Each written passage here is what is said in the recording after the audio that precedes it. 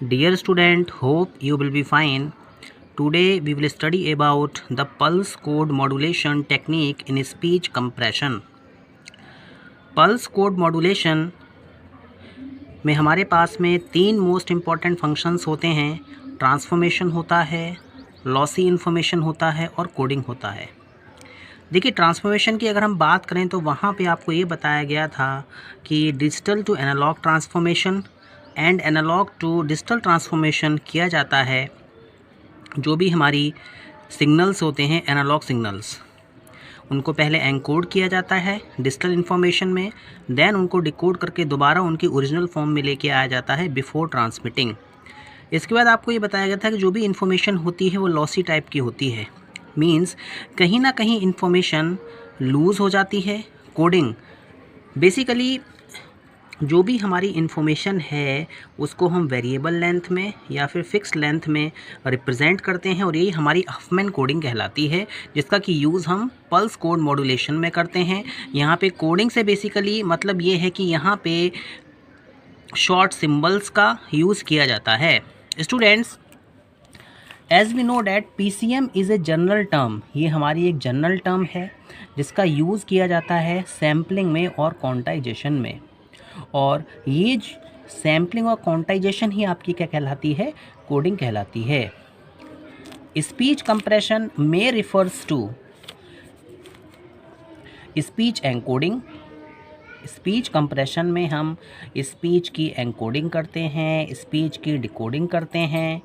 Speech encoding यहाँ पे compression for transmission और स्टोरेज, यहाँ पर कंप्रेशन किया जाता है जिससे कि हम प्रॉपरली ट्रांसमिशन कर सकें, प्रॉपरली स्टोरेज कर सकें। यहाँ पे कंप्रेशन करने के बाद में आपने नॉर्मली देखा होगा कि हमारे पास अगर 3-4 फाइल्स हैं जिनका साइज़ अगर 20 MB का है और आप उसे अगर कंप्रेस कर देते हैं तो वो साइज़ अराउंड 13 MB तक हो जाता है।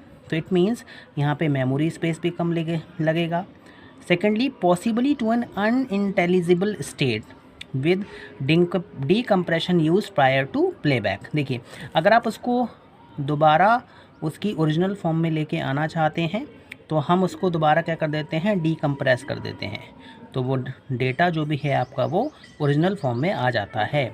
सेकेंडली स्टूडेंट्स, यहाँ पे टाइम कंप्रेस्ड स्पीच होती है। अगर आप वॉइस को कंप्रेस करना चाहते हैं तो आप वॉइस को भी कंप्रेस कर सकते हैं, जिससे कि वहाँ पर हम इमीडिएट प्लेबैक देख सकते हैं।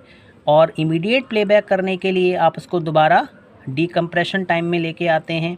टाइम कंप्रेशन स्पीच से हमारा बेसिकली मतलब ये है कि वहाँ पे हमें डीकम्प्रेशन नहीं करना होगा, वहाँ पे हम रियल टाइम में ऑडियो को प्लेबैक कर सकते हैं।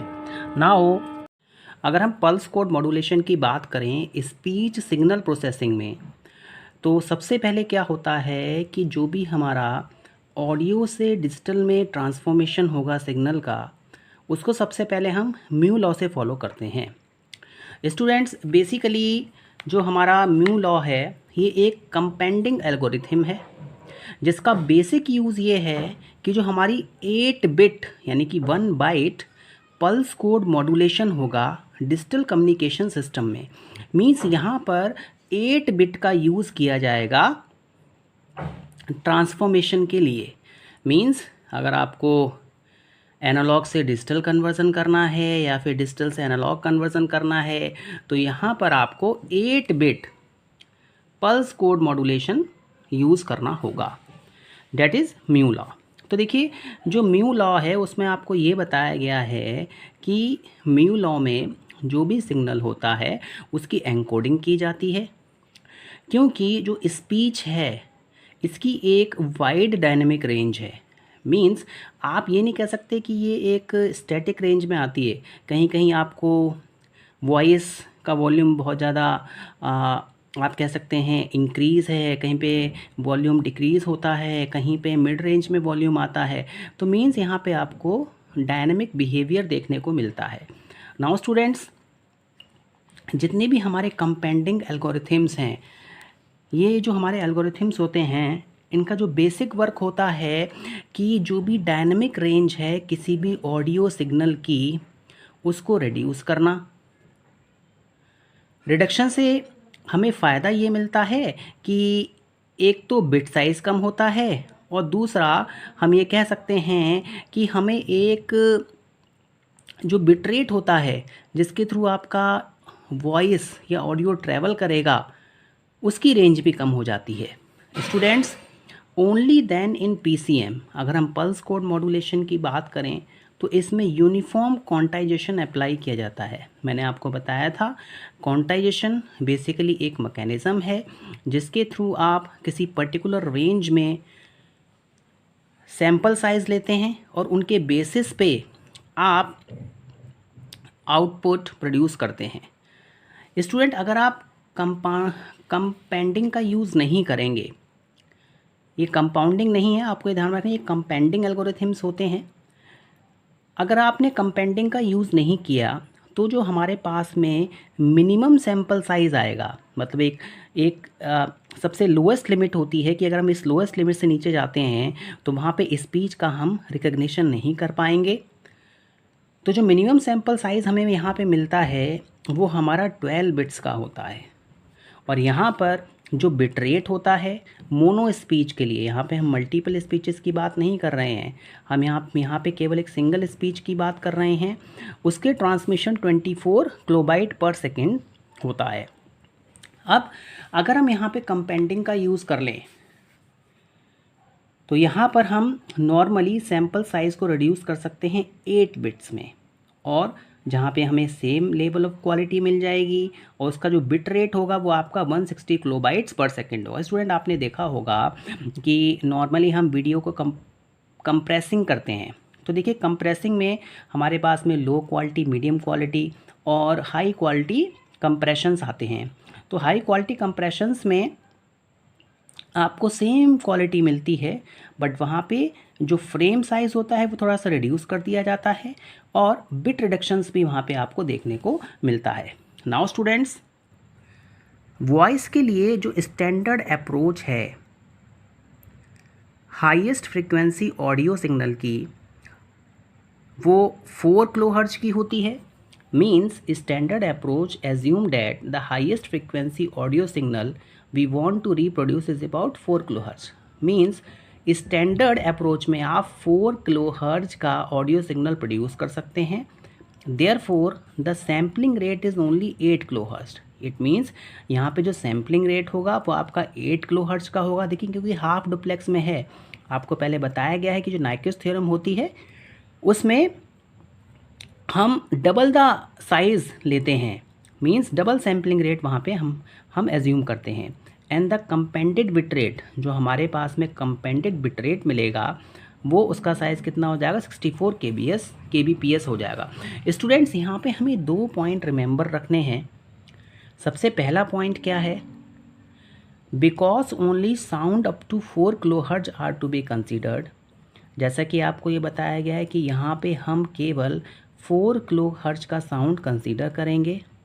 All other content must be noise, और जितना भी कंटेंट होगा, अदर फ्रिक्वेंसी जितनी भी आ रही होंगी वो सारा का सारा क्या होगा, नॉइस कंसीडरेशन होगा। देयरफॉर हम कह सकते हैं वी मस्ट रिमूव दिस, हमें ये एक्स्ट्रा साउंड को क्या करना है, रिमूव करना है, क्योंकि ये जो हमारा हाई फ्रिक्वेंसी कंटेंट है इसको हम रिमूव करेंगे एनालॉग इनपुट सिग्नल में से।